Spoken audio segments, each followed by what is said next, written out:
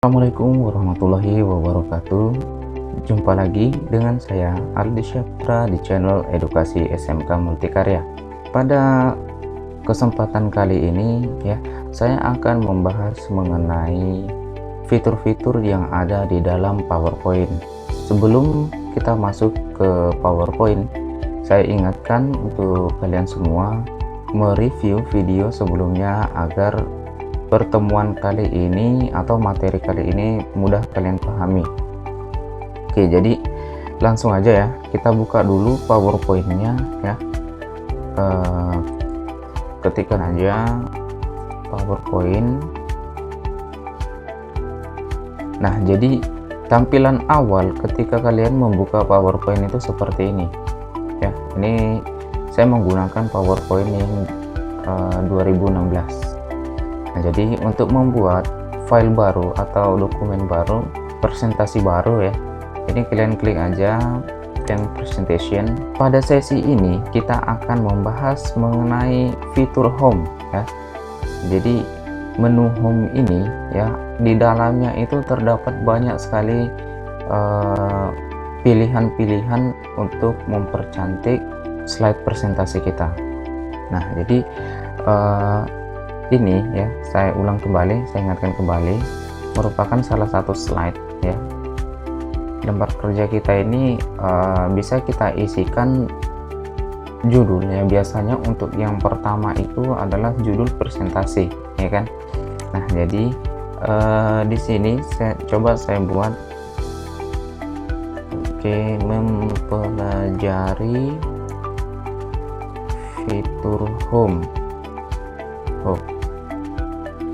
Nah, jadi di home ini kita bisa ngapain aja ya. Yang pertama itu salah satunya adalah dengan memilih bentuk-bentuk layout ya. Oke. Nah, jadi di sini yang pertama itu kita bisa menambahkan new slide ya. Kamu bisa menambahkan new slide ini sendiri dengan menekan CTRL-M atau Ctrl M. Oke, kemudian layout ini ya digunakan untuk memilih tampilan lembar kerja yang seperti apa yang kalian inginkan. Nah, jadi misalnya nih kalian mau memilih to content ya, jadi lembar kerja kita ini akan dibagi menjadi dua ya, namun judulnya masih tetap satu. Nah, di sini kamu bisa isikan apa saja yang kamu inginkan, bisa berupa gambar, bisa berupa tabel atau chart ya. Oke, kemudian ya, reset. Nah, reset ini artinya kembali ke posisi semula ya, kembali ke posisi default. Nah, jadi kalau kita tekan reset ya, atau saya buat dulu ini untuk bold ya, kemudian underline dan italic. Nah, setelah itu saya reset. Nah, maka apa yang saya lakukan tadi ya, perubahan yang saya lakukan tadi akan kembali ke defaultnya ya, kembali ke bentuk semula. Nah, itu reset. Kemudian yang kedua yaitu font. Font ini digunakan untuk merubah tulisan. Bisa bentuk tulisan, bisa jenis tulisan, dan juga bisa warna. Oke, jadi misalnya nih saya buat font ya. Nah, font ini ya dapat digunakan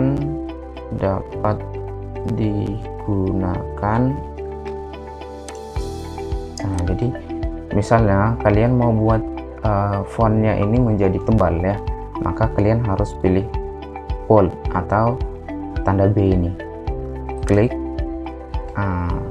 Jadi beda ya kan, tulisan font ini dan dapat digunakan ini beda. Jadi font ini lebih tebal daripada yang dapat digunakan ini. Oke, kemudian kita mau buat italic atau miring ya, tulisan miring. Tinggal klik aja italic ini ya, I.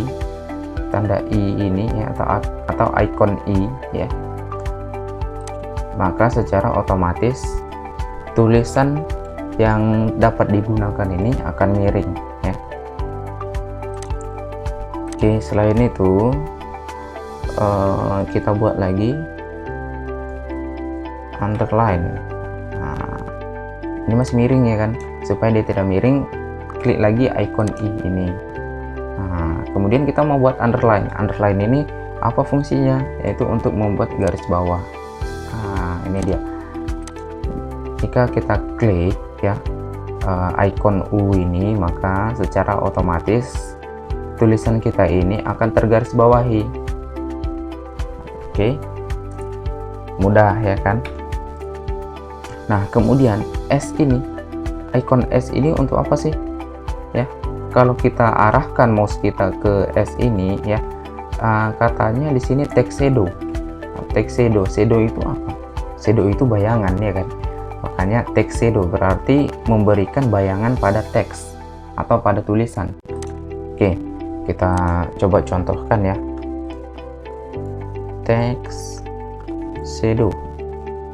Nah, untuk membuat shadownya ini harus kalian blok dulu ya tulisannya. Sama seperti font dapat digunakan, itu harus diblok dulu ya. Oke, kemudian klik ini text shadow atau simbol S ini atau icon S ini, langsung klik aja. Nah, kalau kita lihat sekilas memang tidak tampak terlalu jelas ya shadownya, tapi ya kalau kita bandingkan dengan font dapat digunakan underline ini sangat berbeda ya kan. Coba kita besarkan. Nah, kalau kita besarkan ya, shadownya ini sangat terlihat ya kan, shadownya sangat terlihat atau bayangannya ini cukup terlihat. Oke, nah untuk memperbesar itu ya, kalau kalian menggunakan mouse ya, bisa kalian tekan Ctrl dan scroll. Oke, itu untuk memperbesar dan memperkecil lembar kerja atau slide. Oke, nah untuk yang berikutnya ini yaitu ABC tapi ada garisnya di tengah ya kan. Itu untuk membuat garis tengah pada tulisan. Jadi di dalam bahasa Inggrisnya itu ada straight talk, pas nggak tulisannya. Oke ya, straight talk ini untuk apa sih? Nah, supaya kalian bisa lihat ya, coba perhatikan aja ya. Saya klik icon ABC ini. Jadi tulisan yang saya buat itu akan tergaris tengah seperti ini ya, akan tergaris. Oke, nah kemudian untuk yang berikutnya AV. AV ini untuk apa? Untuk membuat jarak ya antara huruf yang satu dengan yang lainnya. Jadi coba saya buat dulu karakter spacing. Oke, saya blok, kemudian saya klik ini karakter spacing. Jadi di sini ada beberapa pilihan ya. Very tight artinya sangat rapat ya, kemudian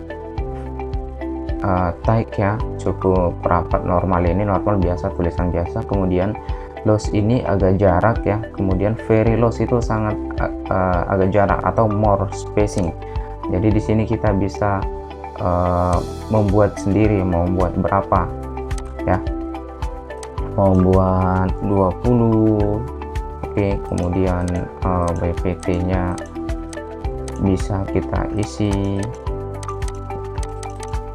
1 atau 1,1 ya, kemudian kita oke, maka cara kita ini ada sedikit perubahan ya kan.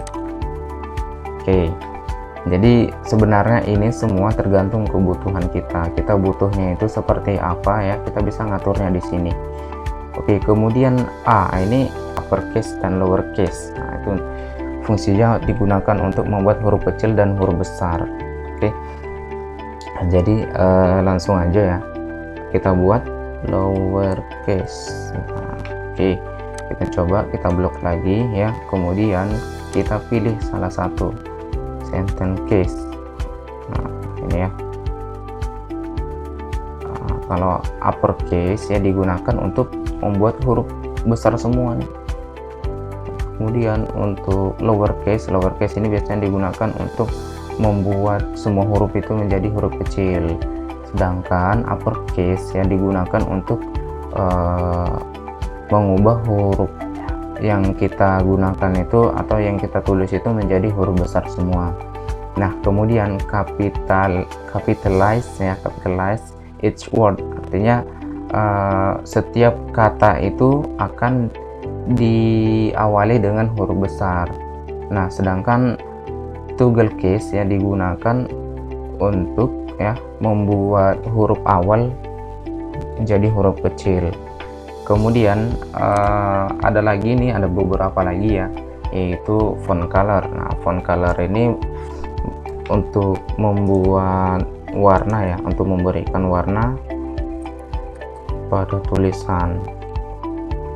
Nah, jadi coba kalau kita ini ya pilih icon font color ini atau tanda A ini, maka tulisan kita atau kalimat kita menjadi berwarna. Nah, jadi untuk warnanya sendiri ini kalian bisa pilih ya, sudah disediakan ya, ada banyak warna yang tersedia. Atau more color ini ya, yang mulai dari 0 sampai 255, berarti banyaknya itu adalah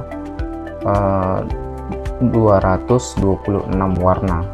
Kemudian nih ada lagi nih beberapa nih di atas ini ya, kalau kita arahkan mouse ya, increase font size. Nah, jadi untuk memperkecil dan memperbesar tulisan. Nah, dan ini ada clear all formatting ya, jadi menghapus semua format yang sudah kita berikan di tulisan kita ini.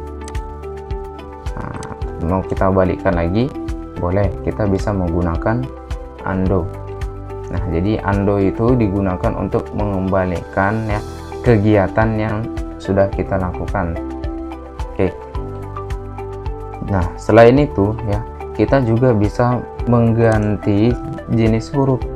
Nah, jadi font ini ya bisa kita ganti sesuai dengan yang kita inginkan. Misalnya saya mau menggunakan Algarian, nah, maka otomatis font yang saya blok ini tadi ya, atau tulisan yang saya blok ini tadi berbeda sendiri dari yang lainnya. Nah, jadi yang lainnya ini menggunakan Calibri ya, sedangkan untuk yang font color ini menggunakan Algarian dan ukurannya itu 32. Nah, jadi 32 pt ya. Kalau ukuran biasanya menggunakan pt. Nah, ini bisa kita rubah-rubah ukurannya ya kan. Selanjutnya kita akan membahas mengenai paragraf. Nah, di dalam paragraf itu ada apa aja, Pak? Nah, ternyata di dalam paragraf itu juga cukup banyak ya, ada beberapa ya. Nah, paragraf ini untuk merapikan tulisan kita, untuk merapikan lembar kerja kita, yaitu mulai dari font. Nah, font ini ya bisa kita buat numbering atau bulat ya.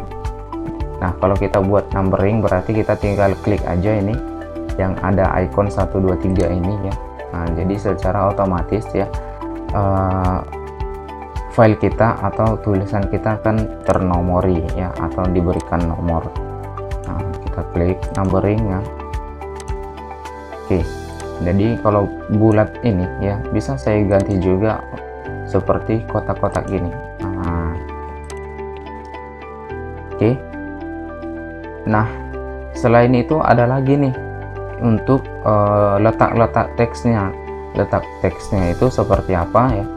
Jadi di sini ada line ya, line, kemudian center, kemudian line right ya. Setelah itu ada lagi justify. Tapi di justify ini ada beberapa pilihan juga nih. Di justify ini ada dua juga pilihannya.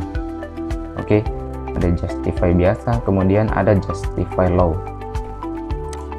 Nah, jadi jika kamu sudah memiliki komputer di rumah ya, kamu coba ikutin aja pelan-pelan yang saya lakukan ya, supaya kamu lebih paham lagi.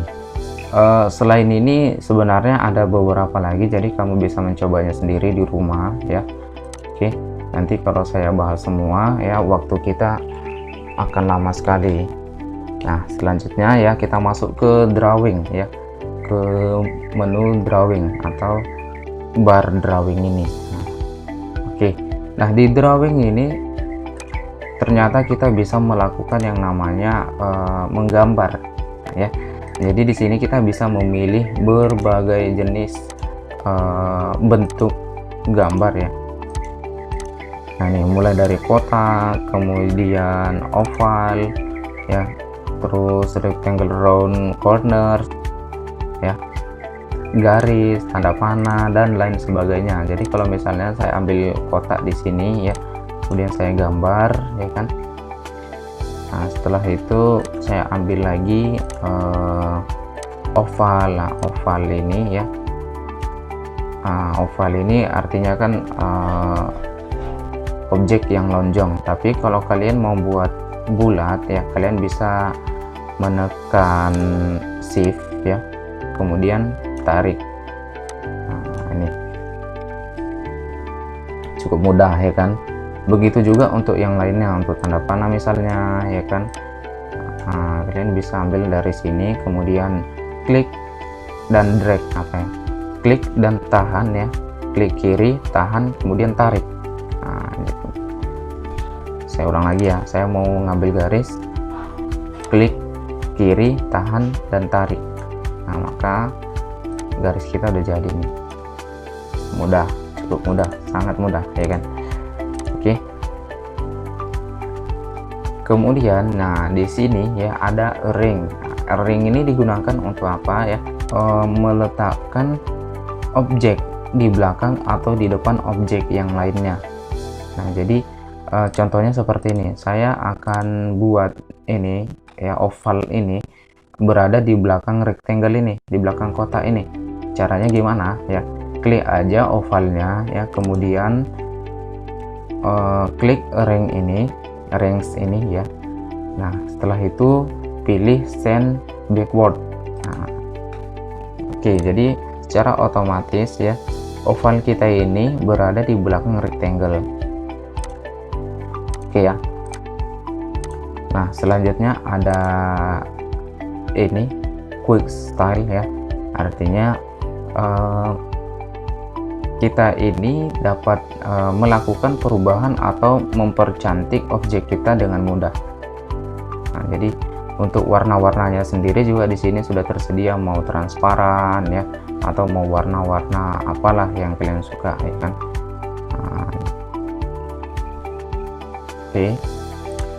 Kemudian yang berikutnya, save file ini kita bisa menggunakannya untuk memberi warna pada objek kita. Kalian bisa beri warna sesuai dengan warna kesukaan juga boleh ya. Kemudian save outline ini, save outline ini yang digunakan untuk memberi warna pada garis objek. Kayak gini ya, misalnya saya mau beri warnanya itu warna hitam. Nah, jadi objek saya ini garisnya itu berwarna hitam. Nah kemudian ini ada efek shape ini, shape efek ini digunakan untuk memberi efek pada objek kita. Jadi ada beberapa pilihan ya, kamu juga bisa mencobanya di rumah. Nah ini saya pilih salah satu dan bentuknya itu seperti ini perubahannya. Oke, setelah itu ada find, kemudian replace, selection, select ya. Nah jadi find ini yang digunakan untuk mencari kata ya. Jadi kalau misalnya saya cari font ya, kemudian saya find, maka font yang ini akan ditemukan. Nah, lihat, nah ini ya, secara otomatis ya kita akan diarahkan ke sini, ke font ini. Oke, kemudian bisa kita replace, bisa replace-nya menjadi apa? Saya mau replace menjadi kalimat. Nah, replace ini ya digunakan untuk mengganti kata font ini menjadi kalimat. Oke, jadi kalau misalnya saya replace all. maka secara otomatis ya font saya tadi sudah menjadi kalimat. Nah, cukup mudah ya kan. Jadi sebenarnya ini fungsinya itu bisa kita gunakan semua untuk mempercantik slide presentasi kita. Oke, jadi saya rasa cukup sekian dulu ya untuk sesi kali ini ya. Di sesi berikutnya kita akan membahas mengenai beberapa lagi di menu-menu yang disediakan oleh Microsoft Office ini, dan saya harap pelajaran ini ya kalian terapkan ketika kalian membuat tugas, dan jadi kalian semakin banyak praktek ya, maka semakin banyak juga pengalaman yang kalian miliki di Microsoft Office PowerPoint ini. Jadi saya harap kalian memahami apa yang saya jelaskan tadi, mulai dari awal, mulai dari slide, font, paragraf, drawing, dan editing ini bisa kalian pahami ya, bisa kalian terapkan di rumah, dan bisa kalian ikuti. Oke, saya akhiri untuk pertemuan kali ini. Assalamualaikum warahmatullahi wabarakatuh.